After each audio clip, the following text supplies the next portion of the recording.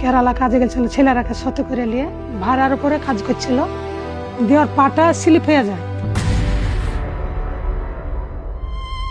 হাতে ঠিক আছে, পেটে হনে উপর দিক ঠিক আছে, কিন্তু মাজা হনে অক্ষম। বিছানি পেশাব, বিছানি পায়খানা করে। কত কষ্ট হয়েছে স্বামীকে নিয়ে, এই কষ্টর মাধ্যমে এরকম ভাবে চলছে সংসারটা আমার। 100 দিনের কাজ বন্ধ আছে, কাজে পয়সা করি, কাজও হয় না, পয়সাও পাই না।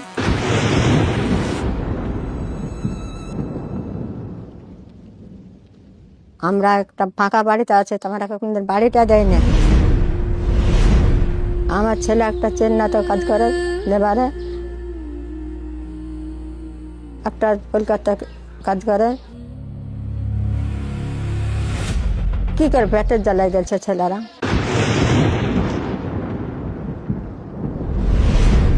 আমার এক মেয়ে, একটা ছেলে। আপনার বর এখানে কাজে গেছে 1.5 বছর থেকে, কোনো খোঁজ খবর নাই।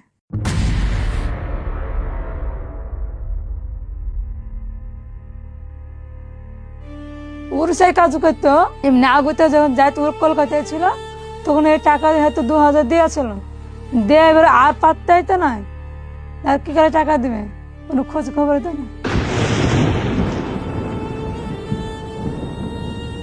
স্কুলে কাজ করে 1,500 টাকা পায় স্কুলে, আর লক্ষ্মী ভান্ডার 1,500 টাকা পায়।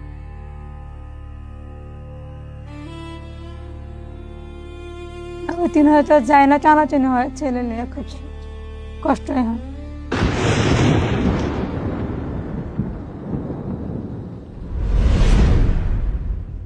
ছেলে বিদেশে গেছে বাইরের রাজ্যে কাজের জন্য, একটা ছেলে বেকার আছে, হ্যান্ডিক্যাপ আছে। আমি কোনোদিনই চাইতাম না আমার স্বামী আমার ছেলে বাড়ি থেকে বাইরে যাক। আমাদের যদি দেশে কোনো কাজ থাকতো তাহলে আমাদের স্বামীকে কি আমাদের ছেলেদেরকে আমরা তো সংসার ছাড়া করতাম না। দেশে কাজ করে, কাজ যদি থাকে তো দেশে কাজ করে তো সংসারটা চালানো যায় কোনো রকম।